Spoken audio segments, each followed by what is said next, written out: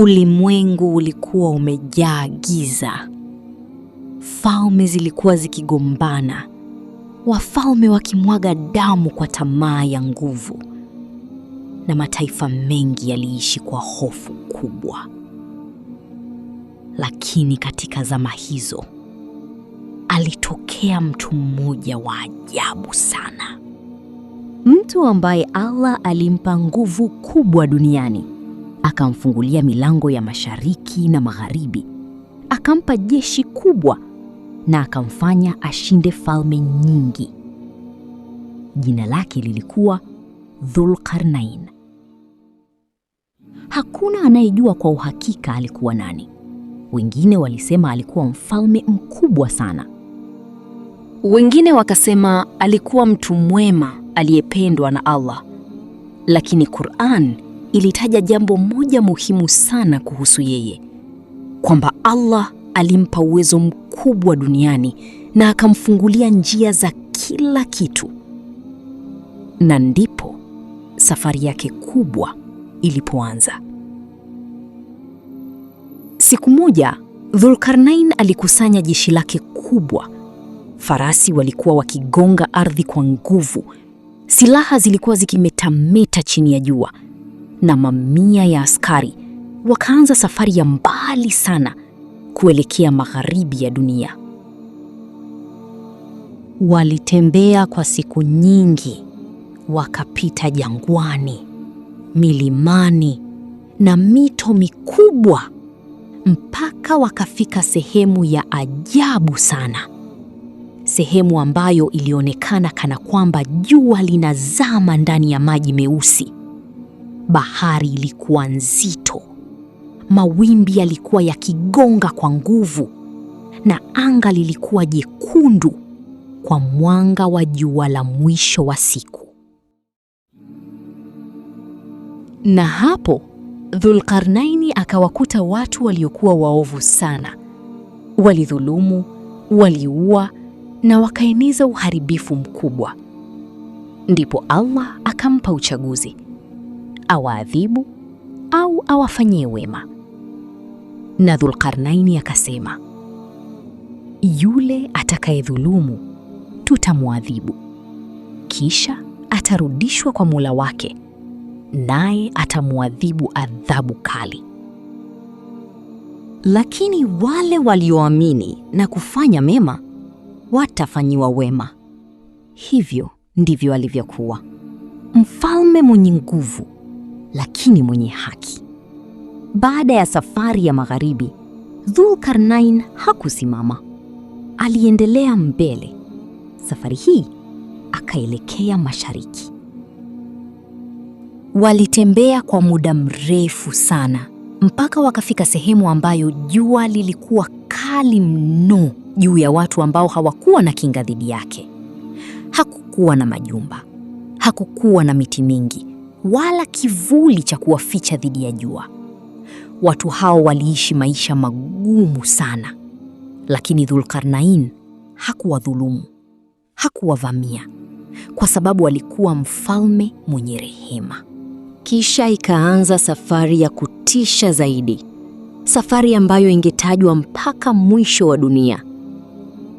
Dhulqarnain alisafiri mpaka akafika kati ya milima miwili mikubwa sana, milima mirefu iliyofunika anga, yenye njia nyembamba katikati yake. Na huko akawakuta watu waliokuwa wanaishi kwa hofu kubwa. Nyuso zao zilionyesha uchovu wa mateso ya miaka mingi. Walipomuona Dhulqarnain, wakamkimbilia kwa haraka. Wakasema, ewe Dhulqarnain, hakika Yajuj na Majuj wanafanya uharibifu mkubwa duniani. Je, tukupe mali ili utujengee ukuta kati yetu na wao? Mara ghafla, hali ikabadilika, kwa sababu jina hilo lilikuwa la kutisha sana: Yajuj na Majuj, makabila ya uharibifu yaliyovamia maeneo mengi, yakiua, yakiteketeza na kuharibu kila kitu mbele yao. Na watu wale waliishi kwa hofu kila siku wakisubiri uvamizi wao.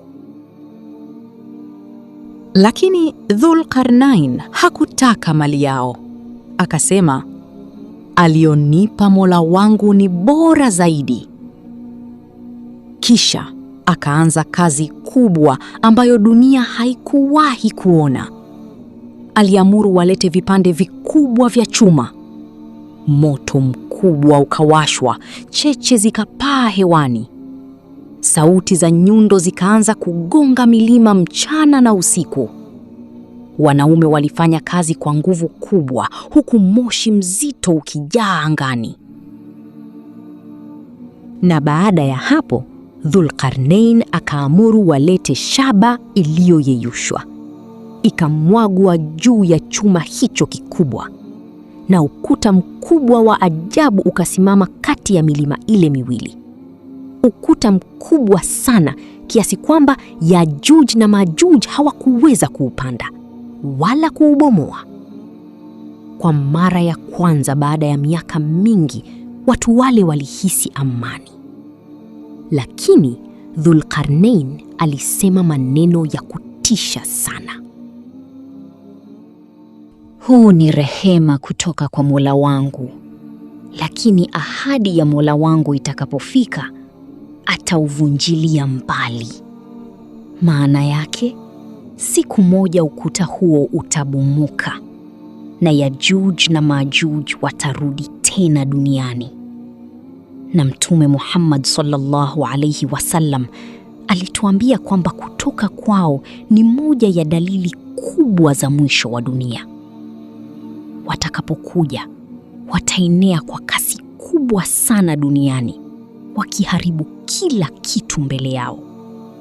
Hakutakuwa na jeshi la kuwazuia wala nguvu ya kuwashinda, mpaka Allah mwenyewe awaangamize.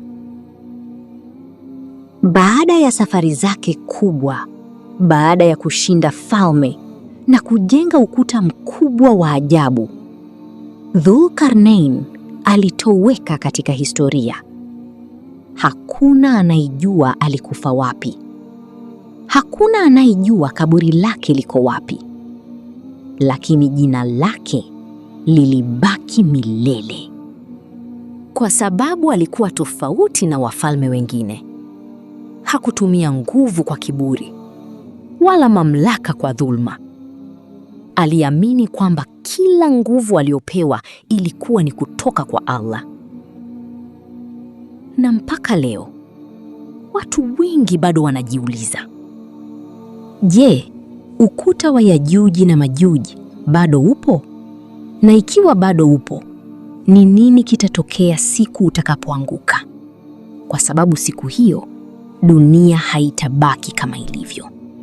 Usisahau kusubscribe chaneli yetu ya Hekima za Kale, na ningekuomba uweke comment yako, tuambie unasikiliza simulizi hii ukiwa wapi.